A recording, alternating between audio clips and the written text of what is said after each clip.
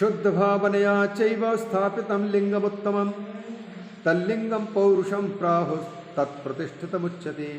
शुद्ध भावना से स्थापित किया हुआ शिवलिंग वह पौरुष लिंग कहलाता है और उसी की पूजा फलवती होती है ज़्यादा। तल्लिंग पूजया नित्यम पौरुषैश्वर्य माप्नुयात्। उस लिंग की प्रतिष्ठापित जो शिवलिंग है पौरुष लिंग, उसकी पूजा करने से ऐश्वर्य की प्राप्ति होती है, पौरुष ऐश्वर्य। महद्भिर्ब्राह्मणैश्चापि, महात्माओं के द्वारा और ब्राह्मणों के द्वारा, राजभिश्च महाधनई, और राजाओं के द्वारा जो बड़े बड़े धनाढ्य लोग हैं उनके द्वारा बड़ा धन लगा करके शिल्पिना कल्पितम लिंगम, किसी कुशल कारीगर को, मूर्तिकार को बुलाया, कह दिया कि शिवलिंग बना दो। तो इस प्रकार से जिनके पास धन है, ऐसे राजा और ऐसे ब्राह्मण, ऐसे कोई भी हो जिनके पास सामर्थ्य है, तो किसी के द्वारा बनवा करके फिर स्थापना करते हैं, तो ऐसे शिवलिंग को क्या कहते हैं और इसका फल क्या मिलता है। शिल्पिना कल्पितम लिंगम मंत्रेण स्थापितं च यत्, कारीगर के द्वारा बनाया गया और मंत्र पढ़ते हुए उसकी स्थापना की गई हो तो उसको कहेंगे प्रतिष्ठितम प्राकृतम ही प्राकृत ऐश्वर्य भूवदम। तब उसको प्रतिष्ठित प्राकृत शिवलिंग कहा जाता है और वही प्रतिष्ठित प्राकृत शिवलिंग ही ऐश्वर्य प्रदान करते हैं। कौन सा? प्राकृत ऐश्वर्य, प्रकृति का ऐश्वर्य। यदूर्जितम च नित्यं च तद्धि पौरुषमुच्यते। पौरुष किसको कहा जाता है? पौरुष शिवलिंग की बात कही। बोले यद ऊर्जितम, जिसमें ज़्यादा प्रभाव हो, बढ़ा चढ़ा हो, ऊर्जा संपन्न हो और नित्य हो, उसको पौरुष कहा जाता है।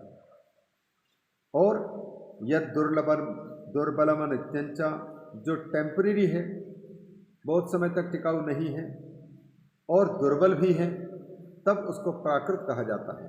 तो प्राकृत शिवलिंग और पौरुष शिवलिंग, इनकी भी पूजा हो। लिंगम नाभिस्तथा जिह्वा नासाग्रंच शिखाक्रमात् कट्यादिषु त्रिलोकेषु लिंगमाध्यात्मिकं चरम।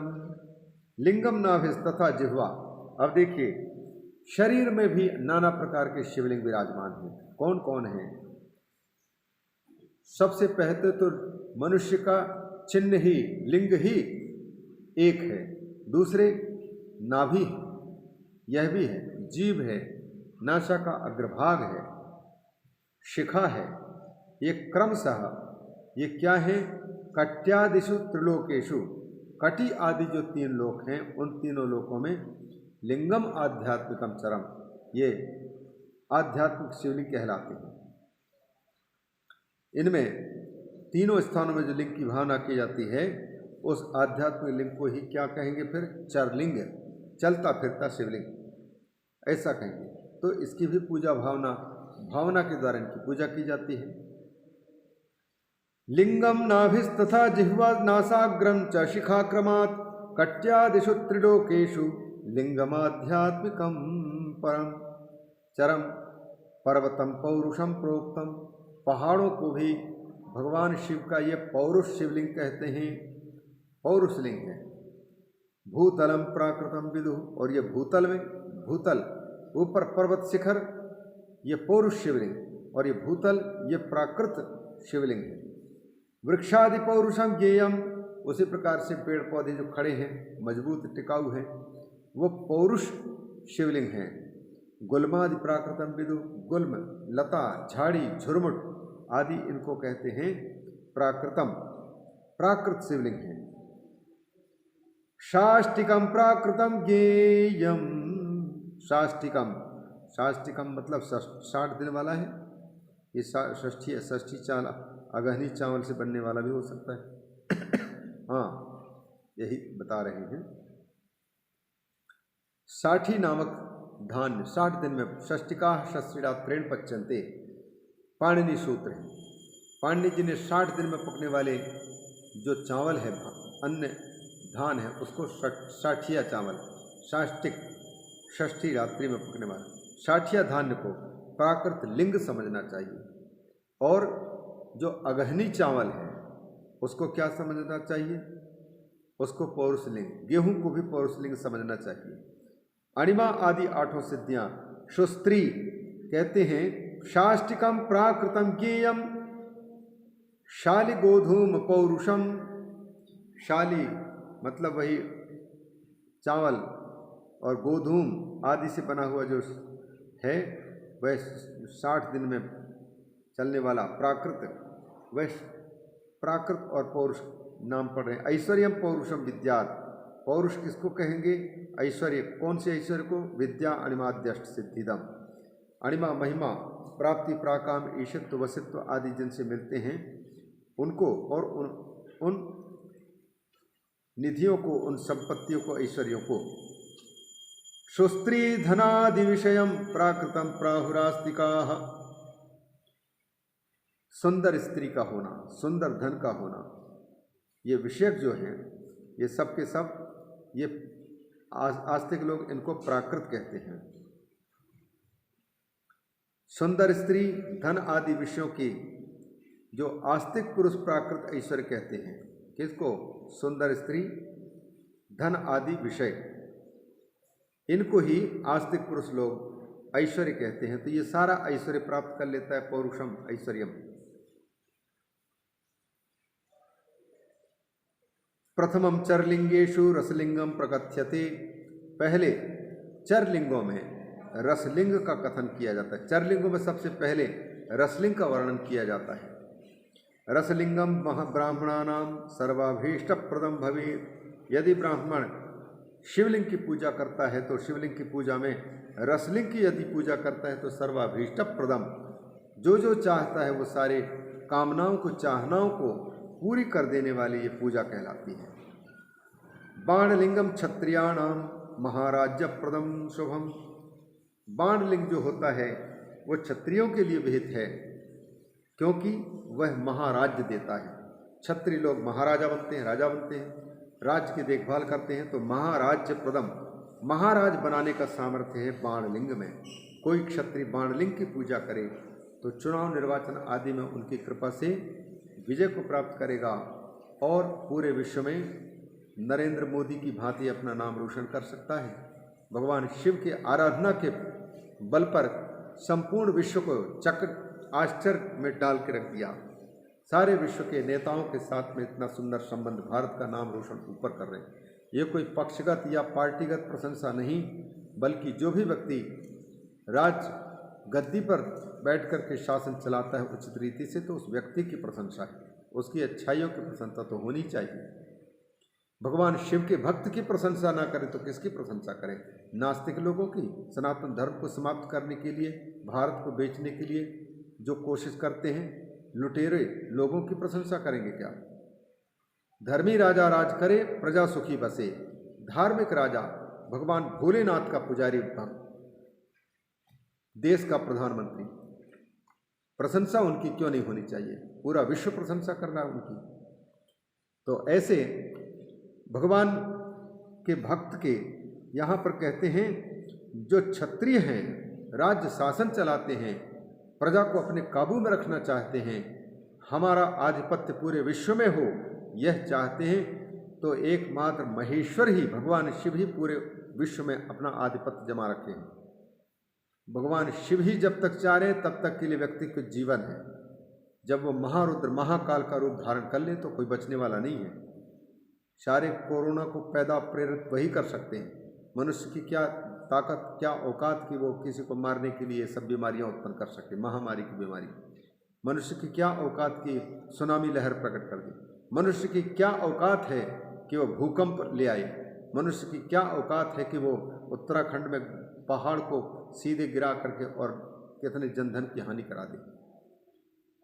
ये सब के सब महा ईश्वर जो शिव हैं उन्हीं के द्वारा हो रहा है। अतः महाराज बनना है तो महादेव को पकड़ना पड़ेगा, वही महाराज देते हैं। सौराज्यम, वैराज्यम, महाराज्यम, ये सारे के सारे भगवान भोलेनाथ प्रदान करते हैं।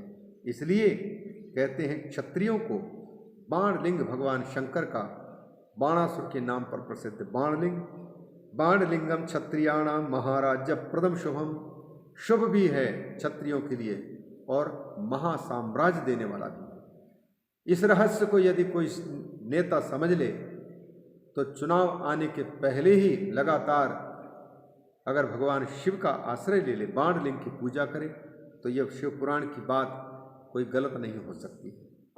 उसको राज्यत्व की राज्य की प्राप्ति हो जाएगी। स्वर्णलिंगम तो वैश्यानाम, ब्राह्मण के बता दिया, क्षत्रिय के बता दिया। अब वैश्यों के लिए कौन सा शिवलिंग चाहिए, क्योंकि कहा था पहले बता चुके हैं कि क्रमशः मैं बताऊंगा एक एक करके। पूछा था कि तो शिवलिंग की लिंगानाम च क्रमम बख्शे, शिवलिंगों का क्रम बताऊंगा और कौन से शिवलिंग की पूजा करने के कौन अधिकारी हैं, उनसे क्या फल मिलेगा उनको, और इसीलिए क्यों अधिकारी है वो, ये सारा का सारा मैं स्पष्ट करूंगा। लेकिन सावधानतया शृणुत, सावधान होकर के सुनोगे तब। इसलिए अपनी प्रतिज्ञा के अनुसार रोमहर्षण ऋषि बता रहे हैं, स्वर्णलिंगम तो वैश्यानाम महाधन पतित्वदम, क्योंकि वैश्य के पास में धन रहेगा तभी तो दूसरे का भरण पोषण कर पाएगा। क्षत्रिय के पास में भुजबल रहेगा तभी तो राष्ट्र की रक्षा करते हुए, धर्म की रक्षा करने के लिए राक्षसों को, असुरों को समाप्त कर पाएगा। जब हाथ में ताकत ही नहीं है, रावण जैसे दुर्दांत व्यक्ति है, उसको कैसे जीत पाएंगे। समर्थ हैं तभी तो बिन पक्ष चल करके, बिना पनही की चल करके, और नरों की सहायता नहीं, वानरों की सहायता से समुद्र पर ऐसा पुल बांध दिया जिसको आज दिन तक इस प्रकार के पुल बांध करके कोई दिखा न पा रहा हो कि 100 योजन के लंबा पुल बांधा हो। और उस समय पर कौन सा उनके पास में गारा सीमेंट रहा होगा, पत्थर तैर जाते थे जिनके हाथ से। आजकल तो व्यक्ति के हाथ से अगर मुर्दा छोड़ दिया जाता है तो मुर्दा भी डूब जाए, जबकि मुर्दा असली वस्तुतः डूबता नहीं, लेकिन पापी हृदय का हाथ पड़ जाए तो उसको भी डूबने का अवसर आ जाता है। जिंदा व्यक्ति डूबता है और मुर्दा डूबता नहीं, ऊपर पानी के ऊपर में आ जाता है। इसका मतलब क्या है, जो व्यक्ति जब तक अभिमान कर रहा है तो अभिमान कब तक करेगा, जब जिंदा रहेगा तभी तो अभिमान करेगा, घमंड करेगा, अहंकार करेगा। अहंकारी, अभिमानी, घमंडी, गर्वी जिंदा रहते और तभी तक वो डूबता है, तभी तक वो गिरता है, पतित होता है। और जब अहंकार, अभिमान, घमंड नहीं रह गए तो फिर वो व्यक्ति, फिर उनका पतन नहीं होता है, जैसे मुर्दा है। अब किस बात का अहंकार करेगा भैया कि मैं वीआईपी व्यक्ति हूँ, क्योंकि मेरे को 4 लोगों ने कंधे में लाया, और क्योंकि सब लोग राम नाम सत्य है कह करके फूलों की बरसात करते हुए इत्र फुले लगा करके मुझे यहाँ पर लाया गया है और सुंदर चिता लगाया गया है। क्या इस बात का अहंकार करेगा? जब वो सारा जब है ही नहीं है तो जल में वही तैरता है। उसी प्रकार संसार समुद्र को वही पार कर सकता है, वही तैर करके पार कर सकता है जिसका अभिमान गलित हुआ है। जातिगत अभिमान, धनगत अभिमान, रूपगत अभिमान, जो जो चीज़ें संसार की हमने पाई हैं, इन सब ने हमको घमंड दिया है, मद दिया है, अहंकार दिया है, अभिमान दिया है। कब? जब भगवान को नहीं पकड़ा है। तो भगवान को पकड़ने वाला ही अभिमान से बच सकता है। जो भगवान को नहीं पकड़ता, अभिमान उसको दबोचता है। इसलिए हम सबको ये कथाएं सूचित कर रही हैं कि हम मुर्दे की भांति निरभिमानी हो जाएं, तो फिर मुर्दा जैसे तैरता है, डूबता नहीं, वैसे ही हम जब निरभिमानी, निरहंकारी और निर्घमंडी, गर्व नहीं, कोई घमंड नहीं, किसी बात को लेकर के अहंकार नहीं, तो फिर हमारे लिए भी जगत संसार को तैरना, ऊपर में रहना कोई बड़ी बात नहीं। शिवलिंगम के महाधनपतित्व, महापति, धनपति, धन की जरूरत पड़ रही समाज का पालन पोषण करने के लिए, और धन कमाते हैं वैश्य लोग, तो वैश्य को करनी चाहिए क्या? धन चाहिए तो फिर सबसे बड़े धनों में महंगी चीज कही जाती है सोना। इसलिए स्वर्णलिंगम, सोने के शिवलिंग बना करके उसमें पूजा करनी चाहिए। उसका फल क्या होगा? व्यक्ति जितना धन चाहता है उतना धन का वो मालिक बन जाएगा। शिव पुराण कह रहा है, स्वर्णलिंगम तु वैश्यानाम महाधनपतित्वदम। उसी प्रकार से शिलालिंगम तु शूद्राणाम महाशुद्धिकरम शुभम। अब शूद्र के पास में जैसे उसकी स्थिति है उस स्थिति के अनुसार और उसके साधन के अनुसार शिलालिंग, पाषाण के बने हुए, पत्थर के बने हुए शिवलिंग की वो पूजा करे। इसका मतलब है शिव पूजा में शूद्र का भी अधिकार है, कोई उनको किनारे नहीं कर सकता कि तुम शूद्र हो, शिवलिंग की पूजा मत करो। शंकर भगवान सबको आश्रय देते हैं। शिलालिंगम तो शूद्राणाम महाशुद्धिकरम शुभम, तब उसके शूद्रत्व को, अशुचित्व को हटा करके उसको परम पवित्र बना देगा, शुभ है, शुभ बना देगा। स्फाटिकम बाणलिंगं च सर्वेशाम सर्व कामदम, जो व्यक्ति चाहता भैया हम कौन से शिवलिंग की पूजा करें, तो पूछो उसके तुम चाहते क्या हो पहले।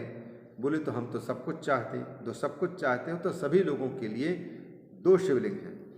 स्फटिक के बने हुए शिवलिंग की पूजा करो, सबको अधिकार है और सारी चीज़ों प्राप्त करने की इच्छा से उसको किया जाता है। वह स्फटिक लिंग सब कुछ देने को तैयार है।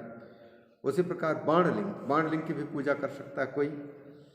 स्वीया भावे नदीयम तू पूजायाम न निषिध्यति, यदि अपने पास नहीं है भाई शिवलिंग की पूजा करने के लिए, शिवलिंग है ही नहीं, न तो शिला के पत्थर की शिवलिंग है, न तो सोने का शिवलिंग है, न चांदी का शिवलिंग है और न ही किसी और दूसरे धातु का शिवलिंग है, तो ऐसी स्थिति में क्या करें, पूजा कैसे हो पाएगी फिर हमारी। तो बोले तो दूसरे से मांग करके शिव पूजा करो, उसमें कोई शंकर भगवान माना तो नहीं कर रहे हैं। स्वीय अभावे अन्नदीयम, दूसरे के लेकर के, क्यों, पूजायाम न निषिध्यते, पूजा करने के लिए मांग रहे हैं, हमेशा के लिए छीन तो नहीं ले रहे हैं, इसलिए उसका कोई मनाही नहीं है। स्त्रीणाम तो पार्थिवम लिंगम सभर्तॄणाम विशेषतः, जो जिनके भर्ता जिंद है, पति जीवित है, तो सुभगा स्त्रियों के लिए पार्थिव पृथ्वी मिट्टी के बने हुए पूजा, इसको विशेष बता। स्त्रियां विशेषता सधवा स्त्रियां जिनके अभी धव है, धव माने पति, इसलिए धव जब नहीं रहता है तो महिला को कहा जाता है विधवा। माधव माने माँ माने लक्ष्मी, उनकी धव माने पति विष्णु भगवान, उमा धव, उमा के पति शंकर जी। विधवा तो सधवा, सधवा वो है जिनका धव है, धव के साथ में जो रह रही हो उसको कहते हैं सधवा। तो सधवा स्त्री है, सधवा स्त्री को पार्थिवम लिंगम, पृथ्वी के बनी हुई पार्थिव लिंग की पूजा का विधान है। और विधवा हो गए भैया, धव नहीं है तो विधवानाम प्रवृत्तानाम स्फाटिकम परिकीर्तितम, तब वो प्रवृत्ति मार्ग में रहने वाली जो कोई विधवा है उसको कह दिया गया तब तो फिर तुम स्फटिक शिवलिंग की ही पूजा करो, प्रवृत्ति मार्ग में है। विधवा नाम निवृत्ता नाम, और अगर कोई ऐसी महिला है जो गृहस्थ जीवन में नहीं है, घर से निकल करके साधु सन्यासी बन चुकी है, निवृत्ति मार्ग पर चल रही है, सन्यासिनी है, साध्वी है, और वो शिवलिंग की पूजा उसको करने की इच्छा है, तो फिर वो क्या करे, तो विधवा नाम निवृत्ता नाम, निवृत्त साधु सन्यासी बने विधवा अगर पूजा करने तो उसको रस पारद से बने हुए, पारा से बने हुए शिवलिंग की पूजा उसके लिए लाभकारी है। रसलिंगम विशिष्यति, विरक्त विधवाओं के लिए रसलिंग की पूजा। उसी प्रकार से बाल्ये वा यौवने वापि वार्धके वापि सुव्रता, बचपन में, जवानी में, बुढ़ापे में, इन सभी में शुद्ध स्फटिक लिंगम तु स्त्रीणाम तत्सर्व सर्वभोगदम, बचपन में, युवा में, बुढ़ापे में शुद्ध स्फटिक मणि का शिवलिंग ही पूजन, ये स्त्रियों को समस्त भोग प्रदान करने वाला, इसलिए उनको स्फटिक शिवलिंग की पूजा कर सकते हैं। प्रवृत्तानाम पीठ पूजा सर्वाभीष्ट प्रदा भुवि, और जब प्रवृत्ति मार्ग गृहस्थ में रहने वाले हैं वो पीठ पूजा के सहित शिव की पूजा करें तो सभी अभीष्टों की उनको प्राप्ति होगी। पीठ के बिना अधूरी पूजा नहीं।